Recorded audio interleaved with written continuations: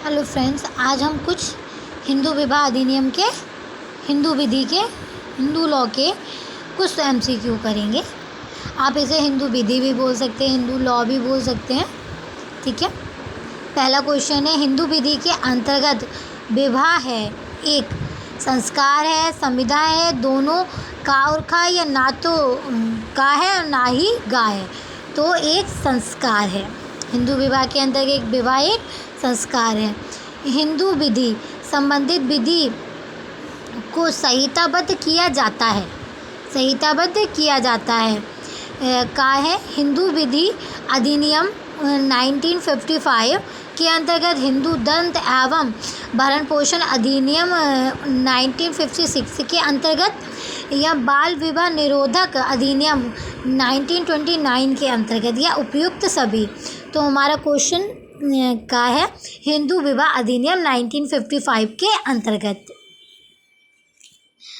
तीसरा है, यदि एक हिंदू विवाह के पक्षकार आपस में एक दूसरे से संबंध हैं तो विवाह मान्य होगा या शून्यकरण नहीं होगा, या शून्य हो गया उपयुक्त में से कोई नहीं, तो विवाह जो होगा वो शून्य होगा। ठीक है। चौथा है, एक हिंदू निर्वासित मर जाता है, अपने पीछे 2 पुत्र एक पुत्री और विधवा को छोड़कर, तो उसकी संपत्ति न्यायगत मतलब होगी। तो उसकी जो संपत्ति होगी वो उसके मरने के बाद किसको मिलेगी? का केवल विधवा को, दूसरा है केवल पुत्रों और पुत्री को, या केवल पुत्रों को, या गा है पुत्रों पुत्री व विधवा सभी को। तो आंसर होगा पुत्र पुत्री और विधवा सभी को उसकी प्रॉपर्टी मिलेगी। ठीक है। पांचवा है, हिंदू उत्तराधिकारी अधिनियम 1956 की धारा 30 के अंतर्गत एक हिंदू मिताक्षरा सदायित्ती संपत्ति में अपना हित व्यय कर सकता है। का पहला है बिक्री द्वारा, दान द्वारा, वसीयत द्वारा, या उपयुक्त में से कोई नहीं, तो है वसीयत द्वारा।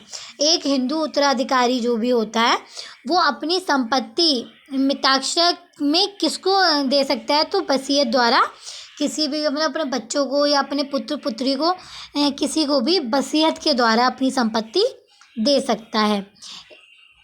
एक व्यक्ति किसी संपत्ति को उत्तराधिकार में प्राप्त करने से किसी बीमारी, अंगहीनता या अंधविकलता के आधार पर अयोग्य नहीं होगा, उपबंध किया गया है।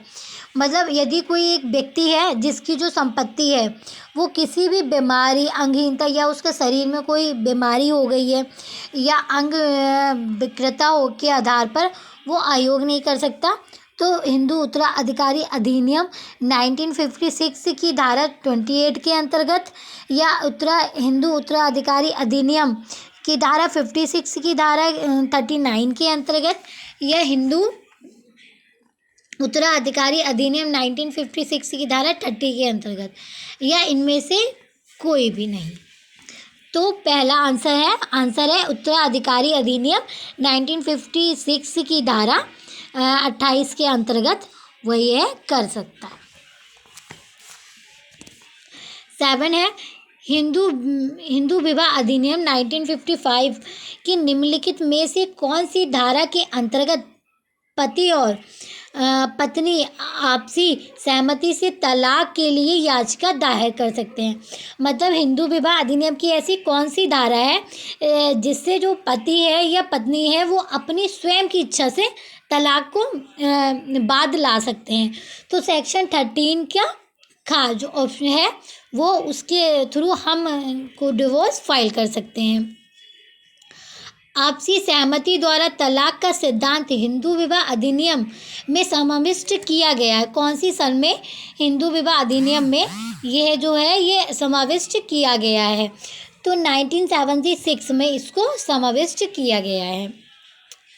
हिंदू दंत एवं भरण पोषण अधिनियम 1956 के अंतर्गत निम्नलिखित में से में से कौन गोद लेने के लिए अभिकृत नहीं है। मतलब इनमें से कौन है जो गोद नहीं ले सकता है। एक अविवाहित व्यक्ति, एक तलाकशुदा पत्नी, या पति पत्नी की सहमति से, या पति बिना पत्नी की सहमति से। तो पति बिना पत्नी की सहमति से तलाक गोद नहीं लिया जा सकता। ठीक है।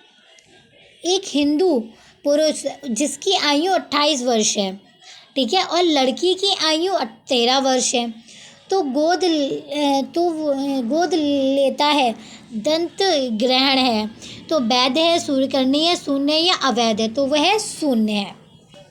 ठीक है। हिंदू विधि है सिविल, व्यक्तित्व, संवैधानिक या दंडित, तो व्यक्तित्व विधि है।